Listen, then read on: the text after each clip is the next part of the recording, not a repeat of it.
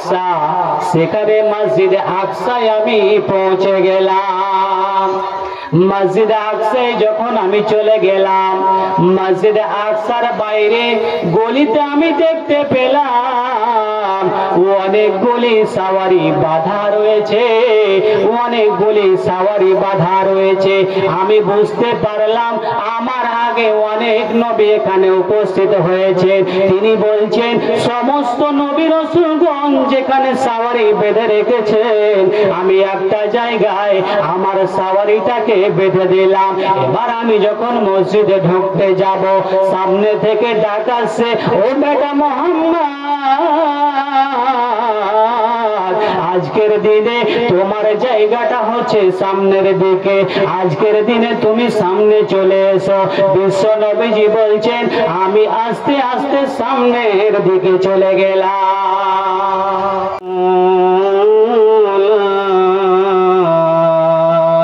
শারীকা লাহু ওয়া আশহাদু আন্না মুহাম্মাদান আবদুহু ওয়া রাসূলুহু।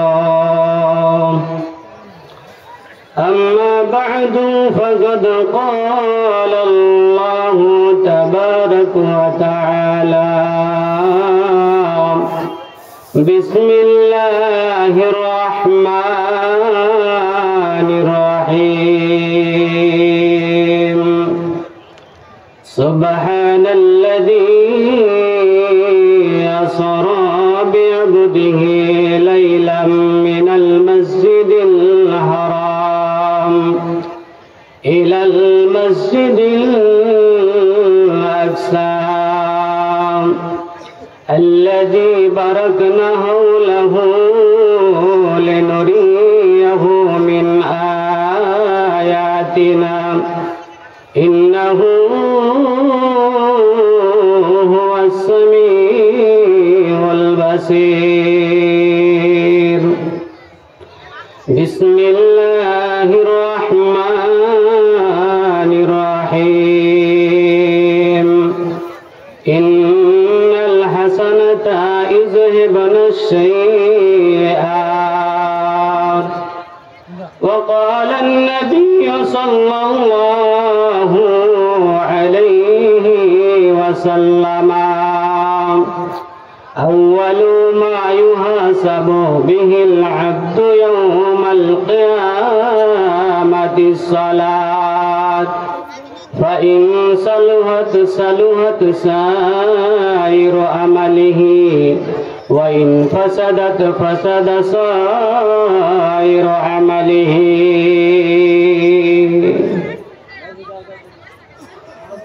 মরণ পাখি যেদিন সে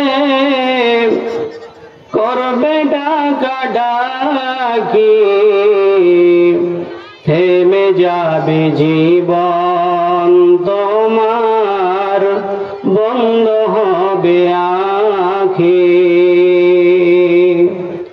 ওরে মন, থেমে যাবে জীবন তোমার, বন্ধ হবে আঁখি। দুনিয়াতে আছো তুমি টাকা পয়সা নিয়ে, মরার পরে করবে দাফন সাদা কাফন দিয়ে।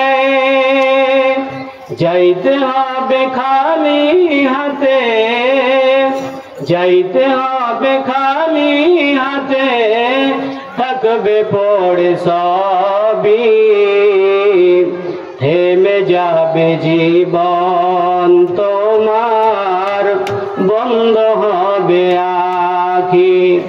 ওরে মন, থেমে যাবে জীবন তোমার, বন্ধ হবে আঁখি। আপন ঝুরি কর ভারী, সময় যে আর নাই, মরণ পাখি দিলে রে ডাক, রবে না উপায়, খাঁচা ছেড়ে উড়ান দেবে, খাঁচা ছেড়ে উড়ান দেবে, কেমনে ধরে রাখি, থেমে যাবে জীবন তোমার, বন্ধ হবে আঁখি। ওরে মন,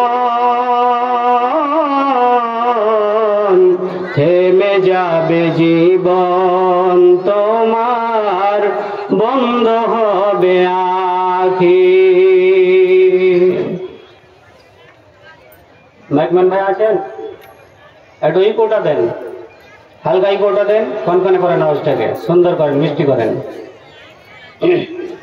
উপস্থিত শ্রদ্ধেয় সম্মানিত আজকের সভার সভাপতি সাহেব, উপস্থিত বিভিন্ন শিক্ষাঙ্গন থেকে আগত সম্মানিত শিক্ষক মণ্ডলী, সামনে আমার ইমানদার, দিনদার, পরহেজগার, মুত্তাকি ভাই সকল, পর্দা নসিনা, অবলা, সরলা, মুমিনা মা ও খালারা, আমরা সর্বপ্রথম সেই মহান স্রষ্টা আল্লাহ তাবারক ওয়া তাআলার দরবারে লাখো কোটি শুকরিয়া সুজুদ পেশ করছি, যেই মহান স্রষ্টা আল্লাহ তাবারক ওয়া তাআলা আমাদেরকে এ পর্যন্ত একটি মসজিদ কেন্দ্রিক সভায় আসার, বসার, কিছু কথা বলা ও শোনার তৌফিক নবী সাল্লাল্লাহু আলাইহি সাল্লাম আমাদের হচ্ছেন লিডার।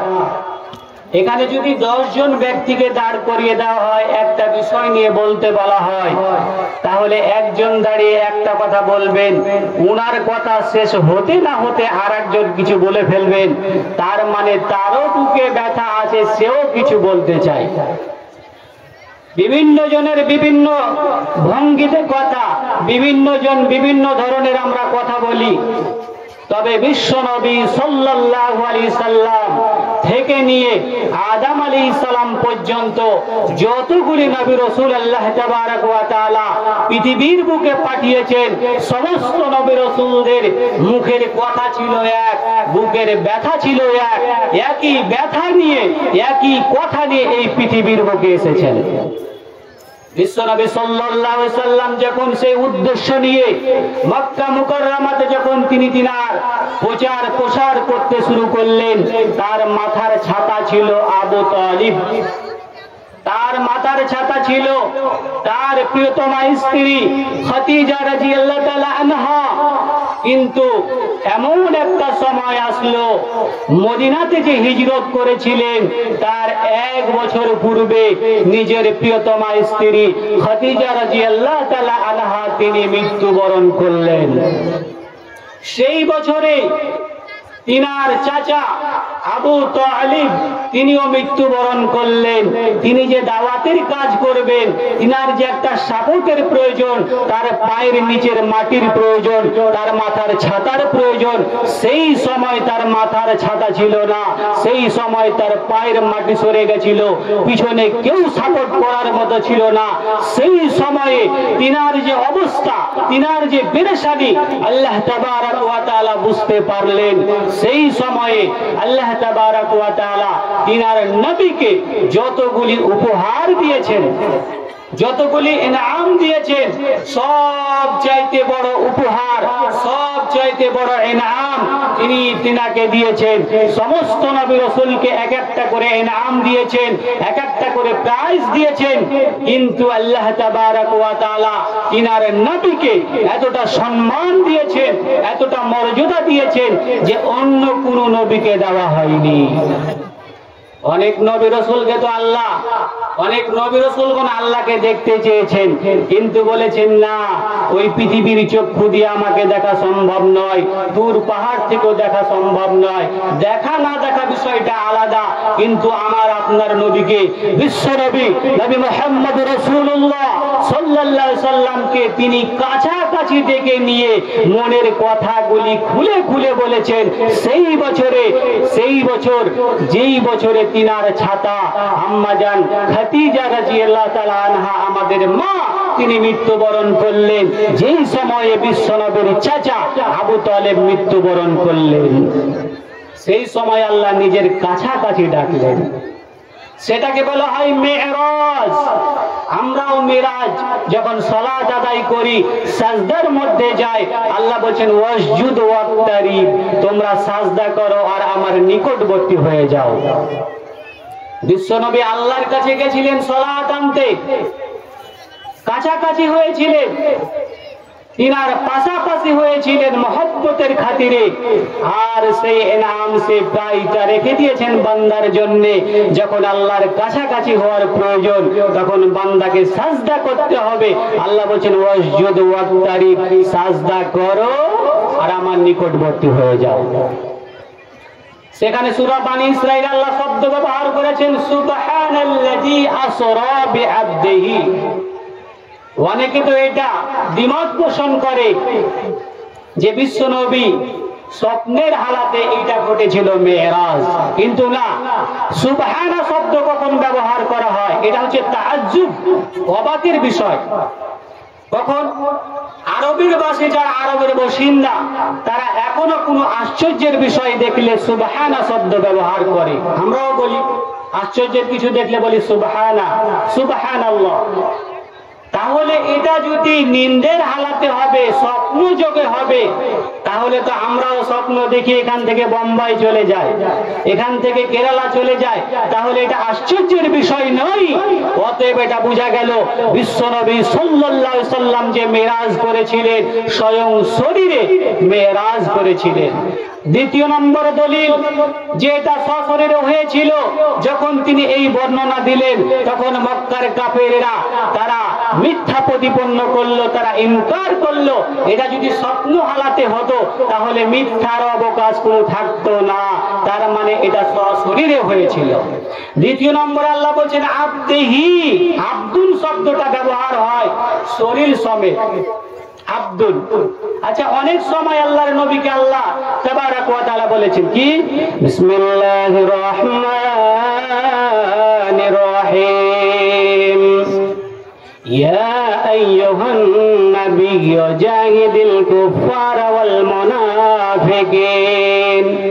কখন আল্লাহ তাবারাক ওয়া তাআলা তিনার নবীকে বলছেন ইয়া আইয়ুহান নবী, কখনো বলছেন ইয়া আইয়ুহার রাসূল, কখনো বলছেন ইয়া আইয়ুহাল মুজাম্মিল, কখনো বলছেন ইয়া আইয়ুহাল মুদাসসির, কখনো আল্লাহ বলছেন নবী, কখনো বলছেন রাসূল, কখনো বলছেন চাদরওয়ালা, কখনো বলছেন কম্বলওয়ালা।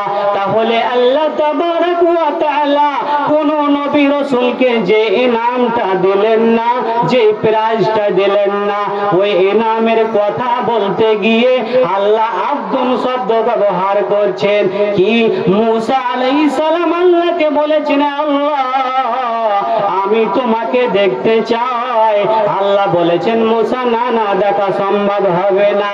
আর সেই ইনামের কথা আল্লাহ বলতে গিয়ে, যেই ইনামের কথা আল্লাহ নিজের কাছাকাছি ডেকেছেন, সেই সময়ের কথার অবস্থাটা বর্ণনা করতে গিয়ে আল্লাহ শব্দ ব্যবহার করছেন সুবহানাল্লাযী আসরা বিআবদিহি।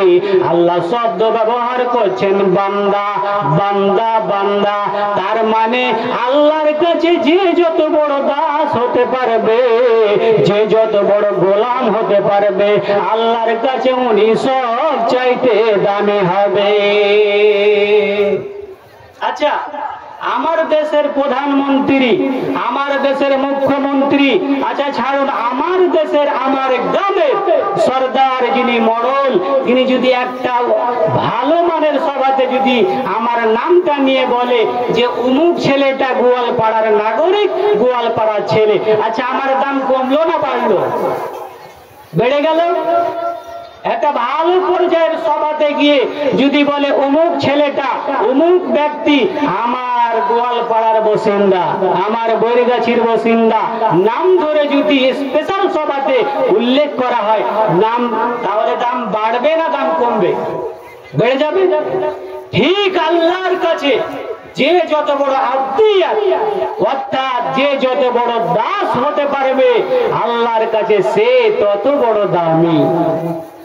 হাদিসে এসেছে যে বাইনাল আবদি ওয়াল কুফরি তারকুস সালাত, কাফির এবং বান্দার মাঝে পার্থক্যকারী কি? সালাত। তাহলে আল্লাহর কাছে বান্দা এই শব্দটা গুরুত্বপূর্ণ রয়েছে। আল্লাহ বলছেন ওমা খালাকতুল জিন্না ওয়াল ইনসা ইল্লা লিয়াবুদুন, আমি জিন এবং মানুষকে শুধুমাত্র আমার ইবাদতের জন্য সৃষ্টি করেছি। এখন আমরা বুঝি যে মসজিদের 5 ওয়াক্তের সালাত আর হজ যাকাত এইটি ইবাদত, মানে মসজিদের মধ্যে সীমাবদ্ধ আর বাইরে কিছু নাই। আচ্ছা ভাই বলুন তো, আমরা 24 ঘন্টায় কত ঘন্টা সালাত আদায় করি? 1 ঘন্টা করে 5 ঘন্টা, বাকি 19 ঘন্টা আমরা কার ইবাদত করি? বাকি 19 ঘন্টা কার ইবাদত করি? জি ভাই, আমাদের চলা ফিরা উঠা বসা লেনদেন সব জায়গায় আল্লাহর ইবাদত হবে। আপনি যখন বাড়ি থেকে বের হলেন তখন বলেন বিসমিল্লাহি তাওয়াক্কালতু আলাল্লাহ, আপনি আল্লাহর উপরে ভরসা করলেন, এটাই হলো আপনার যাত্রা। আপনার চলাফেরা হয়ে গেল আল্লাহর ইবাদত। আপনি যখন আগামীতে কোনো কাজ করবেন তখন আপনি গ্যারান্টি দিয়ে বলেন, এই কথাটা যদি বলেন আপনি ইনশাআল্লাহ আমি করব, এটাও হয়ে যাবে আপনার ইবাদত। অতএব আমাদের মসজিদের ভিতরে শুধু নামাজ সালাত এইগুলি যে ইবাদত আবদ্ধ থাকবে তা না, মসজিদের বাইরে আমাদের উঠা বসা চলাফেরা লেনদেন আদান প্রদান সবগুলি মুসলমানের 24 ঘন্টাই হবে ইবাদত।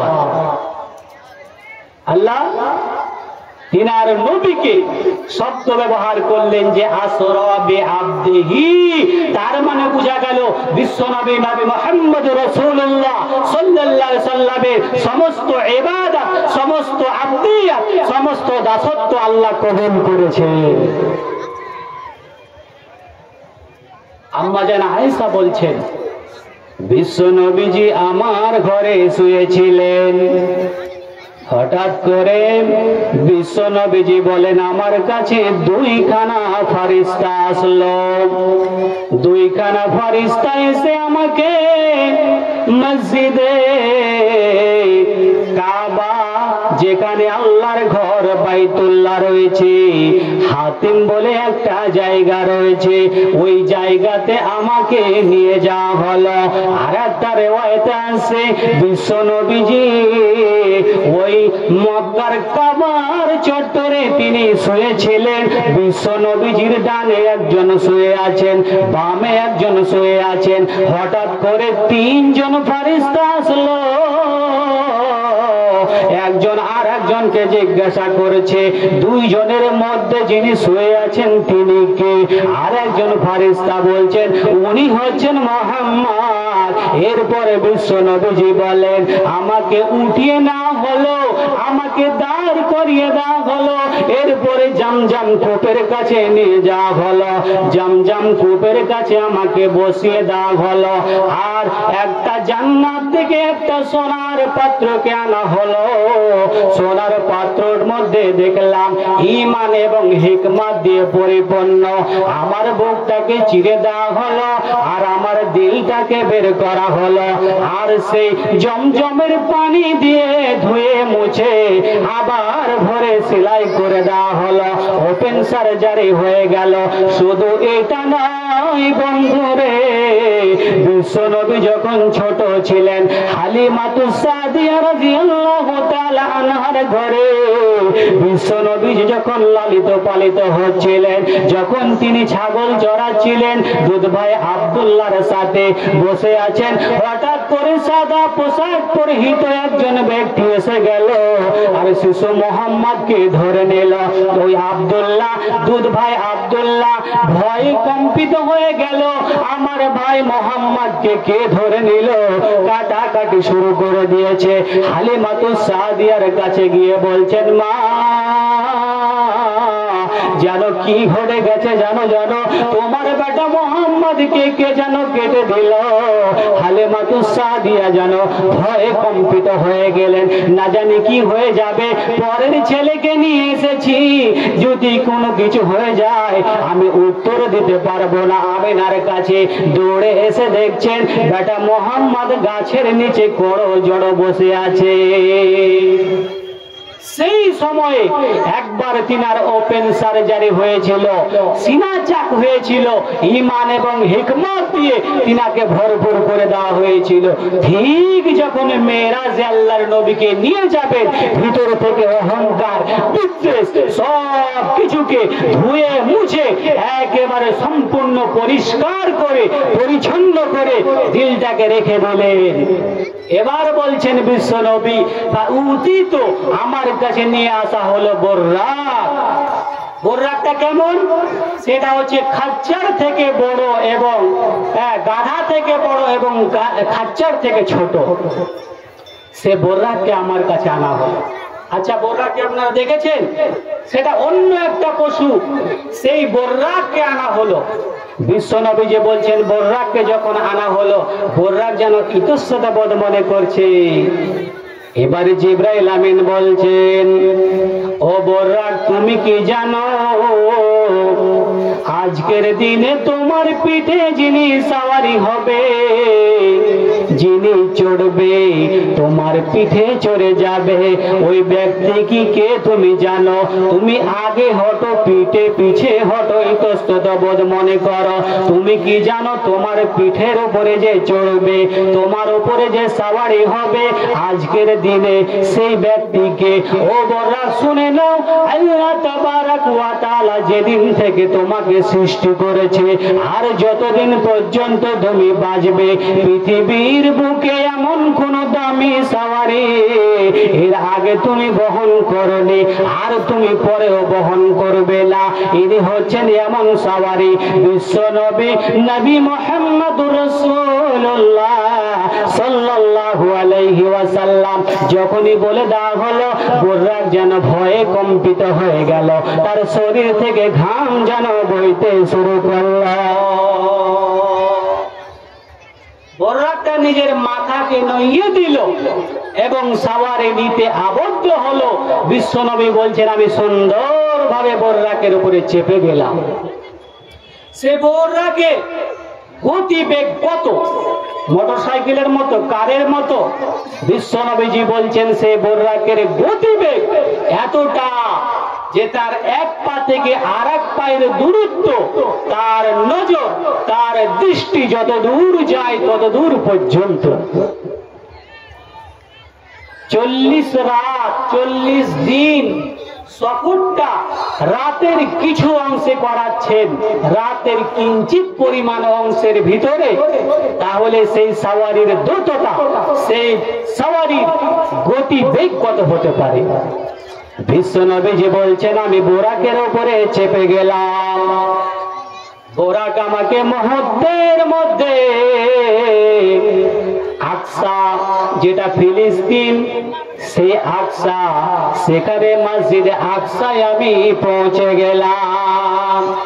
মসজিদে আকসায় যখন আমি চলে গেলাম, মসজিদে আকসার বাইরে গলিতে আমি দেখতে পেলাম অনেকগুলি সওয়ারি বাঁধা রয়েছে, অনেকগুলি সওয়ারি বাঁধা রয়েছে। আমি বুঝতে পারলাম আমার আগে অনেক নবী এখানে উপস্থিত হয়েছে। তিনি বলছেন সমস্ত নবী রাসূলগণ যেখানে সওয়ারি বেঁধে রেখেছেন, আমি একটা জায়গায় আমার সওয়ারিটাকে বেঁধে দিলাম।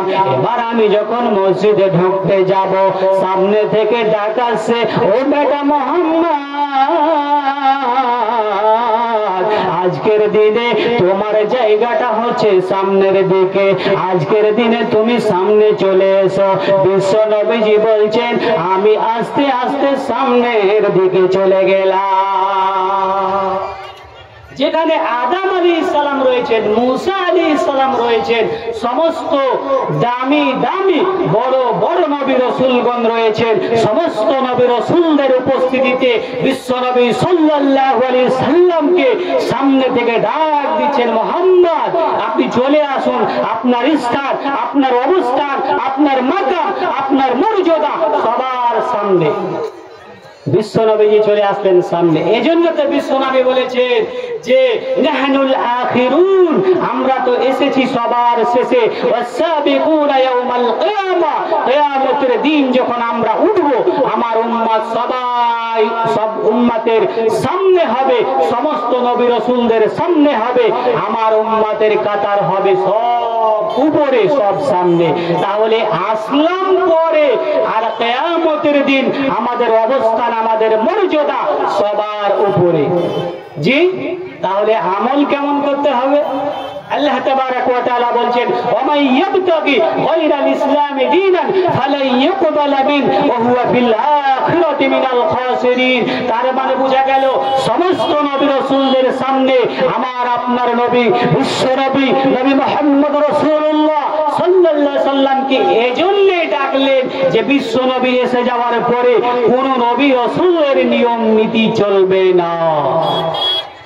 আমার আপনার নবী, নবী মুহাম্মদ রাসূলুল্লাহ সাল্লাল্লাহু আলাইহি সাল্লামের নিয়ম নীতিতে চলতে হবে। তিনি হচ্ছেন আইডিয়াল, তিনি হচ্ছেন আমাদের লক্ষ্য, তিনি হচ্ছেন আমাদের নেতা। আজকের যুবকদের দেখা যায় যে আমরা বলি আমরা মুহাম্মদকে ভালোবাসি, কিন্তু চুল কেটেছে শাহরুখ খানের মতো। আজকের যুবক বলে আমি বিশ্বনবীকে ভালোবাসি, প্যান্ট পরেছে শাহরুখ খানের মতো। আজকের যুবক বলে বিশ্বনবীকে ভালোবাসি, আমার আইডিয়াল বিশ্বনবী, কিন্তু তার চলাফেরা অন্য কারো মতো। তার মানে যুবক তুমি বলতে চাও মুখে এক তোমার অন্তরে এক, এইটা ভালোবাসা নয়, এটা ইত্তেবা নয়, এই ইত্তেবা নয়। যদি আপনি আমি বিশ্বনবীকে ভালোবাসতাম, আমার চুলের কাটিংটা হতো বিশ্বনবীর মতো, আমার চলাফেরা, আমার উঠা বসা, আমার লেনদেন সব জায়গায় বিশ্বনবীর সাথে মিলতো। আচ্ছা বলুন তো আমাদের ইবাদত কোথায়? বিশ্বনবীর ইত্তেবা এটা একটা ইবাদত। তাহলে আমাদের ভালোবাসা, আল্লাহর ভালোবাসা, নবীর ভালোবাসা, মসজিদের ভালোবাসা, মাদ্রাসার ভালোবাসা কোথায়? আজকের দিনে মসজিদ গুলোকে দেখুন একের পর এক কোন জায়গায় নিয়ে যাওয়া হচ্ছে। আমাদের মহব্বত কোথায়? আমাদের ভালোবাসা কোথায়? আমরা আমাদের আঙুলের টিপ যেটি তখন আমরা ভাবি না 10,000 টাকার গোলাম হয়ে যায়, 50,000 টাকার গোলাম হয়ে যায়। কিন্তু আপনি কি জানেন আপনার একটা আপনার আঙুলের টিপ আপনার মসজিদকে মন্দিরে রূপান্তরিত করছে। আজকের মুসলমান শুধু মুখে বলে কিন্তু অন্তরে নাই। আপনার মসজিদের অবস্থা দেখুন তো, আপনার বাড়িটা আপনি কেমন রেখেছেন, আপনার মসজিদটা কেমন ফকির হয়ে আছে। জি ভাই, বিশ্বনবীজি মসজিদে আকসাতে সমস্ত নবী রাসূলদের উপস্থিতিতে তিনি সালাত আদায় করলেন। এবার যখন তিনি বের হচ্ছেন, বের হওয়ার সময় জিবরাইল আমিন তিনার কাছে 2টা পাত্র আনলেন। ফাউতিতু বিইনাইন আল খামরি, তার কাছে মদের পাত্র আনা হলো এবং লবন দুধের পাত্র আনা হলো। আল্লাহর নবী বলেন ফাখতারাইতুল লবনা, আমি দুধটাকে গ্রহণ করলাম। এবারে জিবরাইল আমিন বলছেন ইয়া রাসূলুল্লাহ, ইয়া হাবিবাল্লাহ, ও দয়ার নবী গো, আপনার সামনে আমি জিবরাইল আমিন 2খানা পাত্র আনলাম, একটা মদের পাত্র, একটা দুধের পাত্র। আপনি দুধটাকে গ্রহণ করলেন। ও দয়ার নবী গো, আপনি ফিতরাতকে গ্রহণ করলেন, আপনি দ্বীন ইসলামকে গ্রহণ করলেন। আপনি যদি মদটাকে গ্রহণ করে নিতেন, ও দয়ার নবী গো, আপনার উম্মত পথভ্রষ্ট হয়ে যেত, আপনার উম্মত বেকার হয়ে যেত। অতএব মদকে আল্লাহ হারাম করে দিয়েছেন, মদ চিরতরে হারাম। যখন কোন মানুষ মদ পান করে তখন তার ব্রেনের উপরে পর্দা পড়ে যায়, তার দিমাগের উপরে পর্দা পড়ে যায়।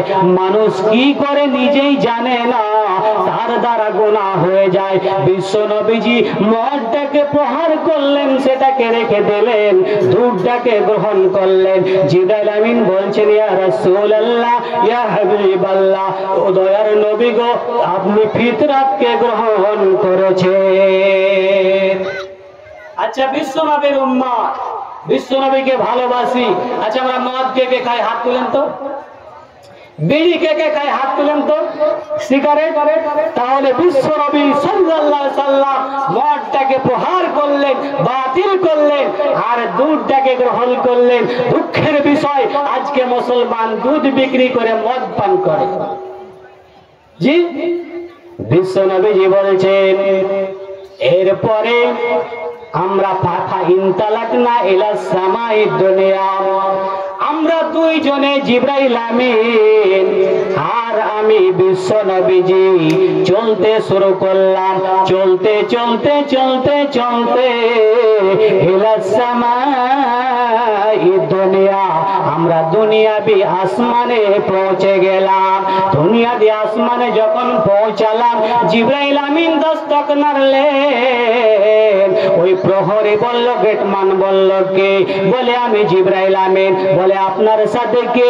বলে, মুহাম্মদ সাল্লাল্লাহু আলাইহি ওয়াসাল্লাম। বলে, উনাকে কি আসতে বলা হয়েছে? বলে, হ্যাঁ, উনাকে আসতে বলা হয়েছে। গেটটা খুলে দেওয়া হলো, সঙ্গে সঙ্গে তিনি প্রবেশ করলেন। বিশ্ব নবীজি বলছেন, প্রথম আসমানে আমি উঠে দেখতে পেলাম আমাদের আদি পিতা নবী নবী আদম আলাইহিস সালামকে আমি দেখতে পেলাম। জিবরাইল আমিন বলছেন, ইয়া রাসূলুল্লাহ, ইয়া হাবিবাল্লাহ, ইনি হচ্ছেন আদম আলাইহিস সালাম, ইনাকে আপনি সালাম দিন। আমি যখন সালাম দিলাম, আমাকে উত্তরে তিনি উত্তর দিলেন, আমার জন্য দোয়া করলেন।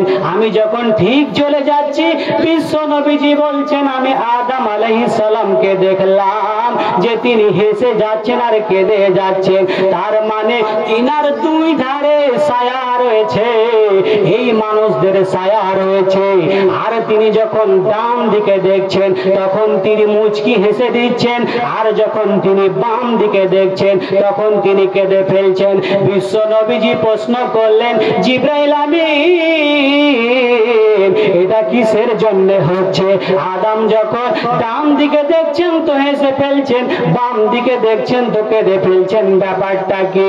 এবার জিবরাইল আমিন বলছেন, ইয়া রাসূলুল্লাহ, ইয়া হাবিবাল্লাহ, যেদিন থেকে আল্লাহ আদম আলাইহিস সালামকে পাঠিয়েছেন, তিনার ঔরস থেকে যতগুলো সন্তান রয়েছে, পৃথিবীর বুকে যতগুলি মানুষ রয়েছে, আদম আলাইহিস সালামের সন্তান, হাওয়া আলাইহিস সালামের সন্তান।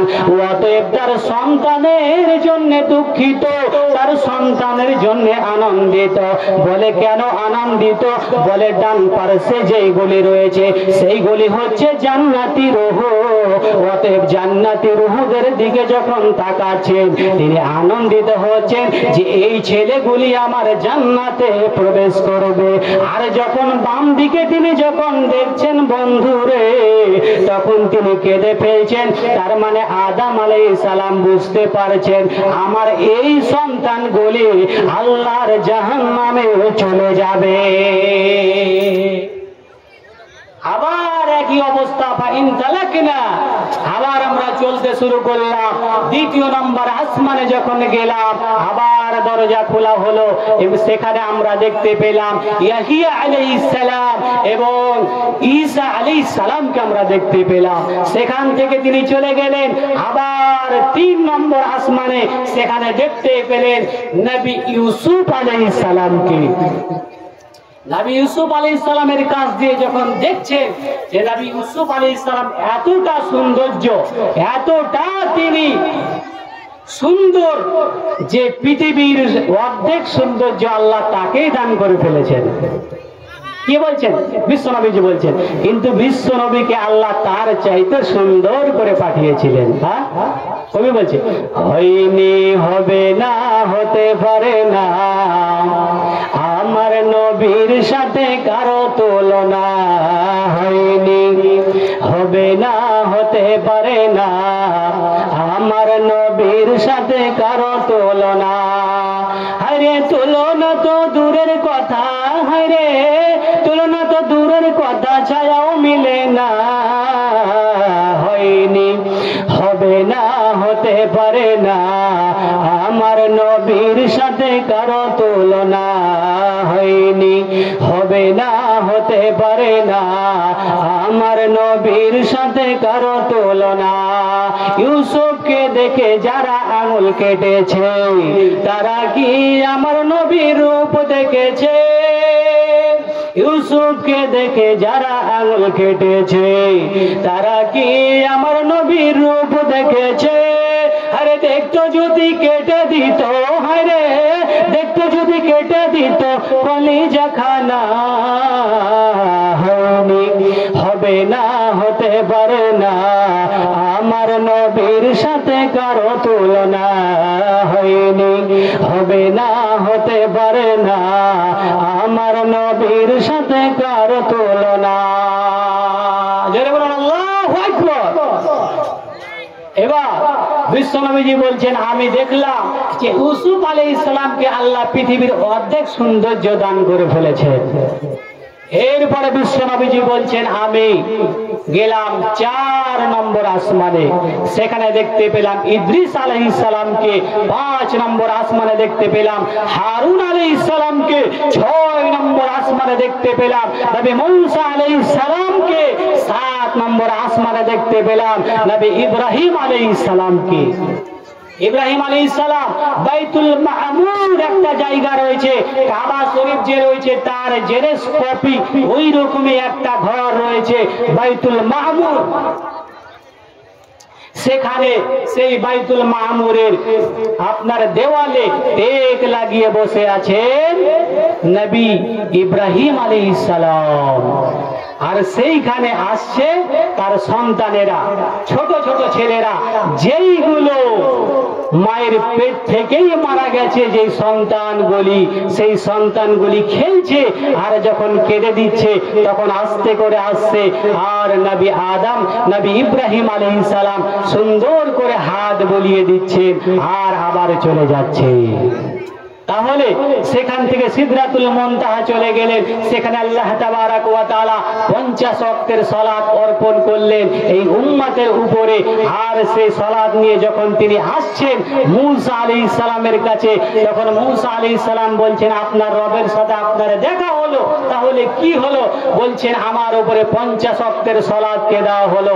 তখন মূসা আলাইহিস সালাম বলছেন, ইরজি ইলা রাব্বিক, আপনি আপনার রবের কাছে ফিরে যান, ফাসআলহু তাকফিফ, আপনি কম করার জন্য বলুন, ফাইন্না উম্মাতাকা ইউতিকুনাহু, আপনার উম্মত বড় দুর্বল, তারা সালাত আদায় করতে পারবে না 50 ওয়াক্তের। বিশ্বনবী বলছেন, ফারাজাতু ইলা রাব্বি, আমি আমার রবের কাছে গেলাম, ফাসআলহু তাকফিফা, আমি কম করার জন্য বললাম, হাত্তা ইকাফিফু 50, এরপরে 5 কমিয়ে দেওয়া হলো।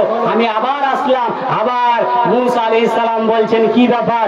বলে 5 ওয়াক্তের সালাত কমিয়ে দেওয়া হয়েছে। আবার বলছেন, ইরজি ইলা রাব্বিক ফাসআলহু তাকফিফা ইন্না উম্মাতাকা লা ইউতিকুনাহু, আপনি আপনার রবের কাছে ফিরে যান, সালাতটাকে কম করান, আপনার উম্মত বড় দুর্বল, এরা সালাত আদায় করতে পারবে না।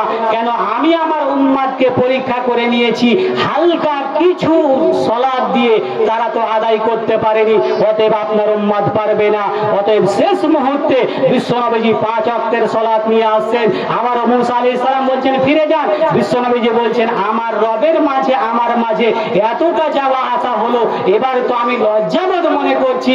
আল্লাহ বলছেন, হে মুহাম্মদ, আপনি নিয়ে যান এই যে 5 ওয়াক্তের সালাত, কাযালিকা 50 সালাওয়াত, আপনার উম্মত যে 50 ওয়াক্ত সালাত আদায় করত, এর পরিপূর্ণ ফজিলত, এর পরিপূর্ণ গুণাগুণ, এর পরিপূর্ণ ইনাম, এর পরিপূর্ণ আজর, এর পরিপূর্ণ সওয়াব আমি আল্লাহ তাবারাক ওয়া তাআলা 5 ওয়াক্তের ভিতরেই রেখে দিলাম। আজকের মুসলমান সালাত আদায় করি না। জি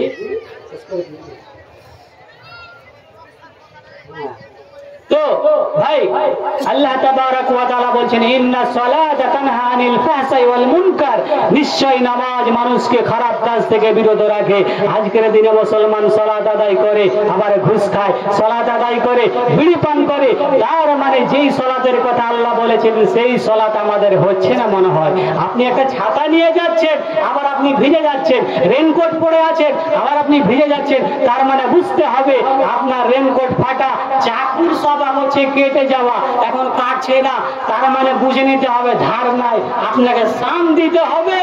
অর্থাৎ সালাতের গুনাহগুলো হচ্ছে আপনাকে ধুয়ে মুছে সাফ করে দেবে। ইন্নাল হাসানাতা ইউযহিবুনাস সাইয়্যাত, মানুষের ছোট ছোট সাগীরা গুনাহগুলি আল্লাহ তাবারাক ওয়া তাআলা উযুর মাধ্যমে ধুয়ে সাফ করে দেয়, সালাতের মধ্যে ধুয়ে সাফ করে দেয়।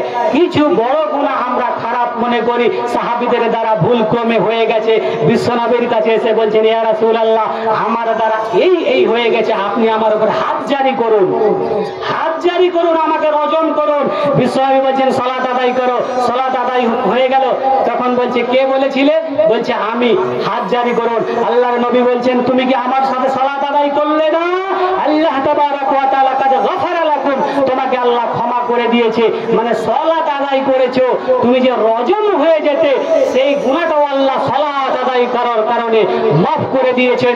ইন্নাল হাসানাতা ইউযহিবুনাস সাইয়্যাত, নিঃসন্দেহে ভালো আমল, ভালো কাজ, দান খয়রাত সাদকা, এইগুলো মানুষের ভাগ্যকে পরিবর্তন করে দেয়। অতএব আমি আশা রাখবো আমার পরবর্তী আব্দুল শাকুর বড় ভাইয়ের কাছে আপনারা কিছু মোটা অঙ্কের দান দেবেন। আমি তো সময় পেলাম না, ভেবেছিলাম যে কিছু আপনাদের কাছে নেব, কিন্তু আমার বড় ভাই এসে হাজির হয়ে গেছেন। অতএব আপনারা যে যা নিয়ে এসেছেন আপনারা আল্লাহ রাস্তায় খরচা করবেন। খরচা একটা বাড়ি বানালেন আর বলছেন যে দান করে দিলাম, এটা কেমন কথা? খরচা করেছেন, আল্লাহ খরচা শব্দ ব্যবহার করেছেন। জান্নাত কিনে নিতে হবে, খরচা করতে হবে। ওয়া মা আলাইনা ইল্লাল বালাগ ওয়া আলাইকুমুল হিসাব। আসসালামু আলাইকুম ওয়া রাহমাতুল্লাহি ওয়া বারাকাতুহু।